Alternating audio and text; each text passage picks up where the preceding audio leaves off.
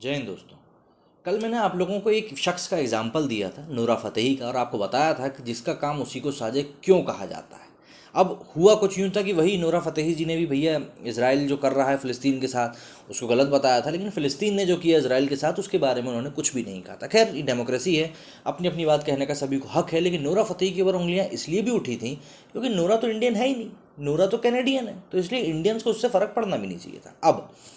अब जो बात सामने आई है वो बात सामने आई है भैया इरफान पठान साहब की। इरफान पठान साहब का मैं बहुत बड़ा फ़ैन रहा हूँ। उन्होंने पाकिस्तान में जो हैट्रिक ली थी टेस्ट मैच में, जिसमें उन्होंने 3 बल्लेबाजों को आउट किया था, उसका मैं आज तक कायल हूँ।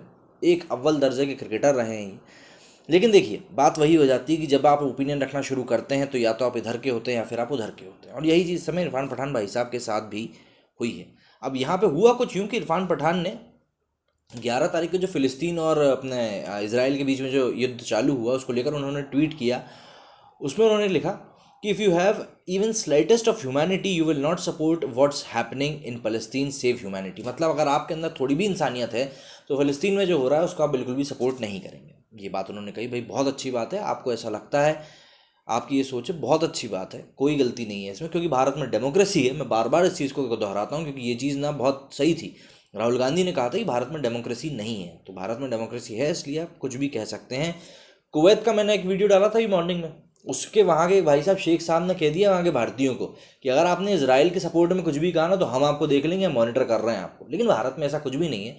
आप फिलिस्तीन को सपोर्ट कर सकते हैं भले ही इसराइल भारत की कितनी ही मदद करता हो। तो ये बात हो गई। अब पठान साहब ने ये कह दिया।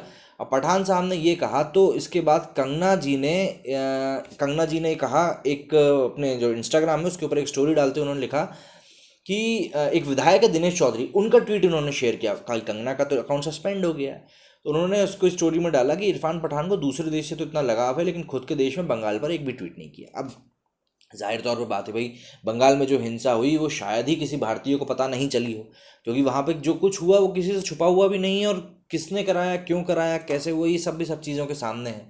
ये आया तो इसके जवाब में इरफान जी लिखते हैं कि मेरे सभी ट्वीट या तो मानवता या देशवासियों के लिए होते हैं, एक ऐसे व्यक्ति के दृष्टिकोण से जिसने भारत का उच्चतम स्तर पर प्रतिनिधित्व किया, मतलब इंडिया के लिए उन्होंने खेला है।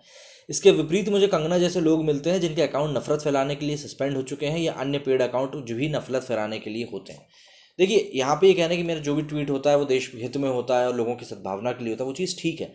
लेकिन बात यहाँ पे जो हो रही है, यहाँ पे उन्होंने पठान साहब ने वो चीज़ मिस कर दी। बात यहाँ पे ये हो रही है कि आपको फिलिस्तीन में तो आप मानवता ढूंढ रहे हैं, लेकिन बंगाल हिंसा के ऊपर आपने आंखें क्यों बंद करके रखी थी, सवाल ये उठाया जा रहा है। भाई या तो आपको बंगाल में जो होगा वो कहीं ना कहीं ठीक लगा, और अगर नहीं लगा तो आपको उसके ऊपर भी बोल देना चाहिए था, तो लोगों को समझ में आता कि नहीं, आप वाकई में देश हित में काम कर रहे हैं। और मैं अभी भी उनकी मंशा के ऊपर बिल्कुल सवाल नहीं उठा रहा हूँ। उनको अगर लग रहा है कि फिलिस्तीनियों के साथ गलत हो रहा है तो हो सकता है गलत हो रहा हो, वो उनकी सोच है। सभी की अपनी अपनी सोच होती है। जैसा कि मैंने कहा, भारत एक डेमोक्रेसी है, लेकिन बात वही आ जाती है कि भारत में भी कई सारे ऐसे मुद्दे हैं जिनके ऊपर इन लोगों को बोलना चाहिए, जिनकी की पहुंच कई सारे लोगों तक है, कई सारे लोग हैं जो इनको फॉलो करते हैं। क्योंकि ऐसे मुद्दों को, अगर भारत के ऐसे मुद्दों को ये और प्रखर होकर उठाएंगे तो शायद भारत को आगे बढ़ने में, या भारत को ऐसे मुद्दों को सुलझाने में, या ऐसे लोगों को जिनको ऐसे मुद्दे समझ में नहीं आ पाते हैं उनको थोड़ी मदद मिल पाएगी। बस मेरे स्टूडियो में फिलहाल इतना ही। जय हिंद, जय भारत।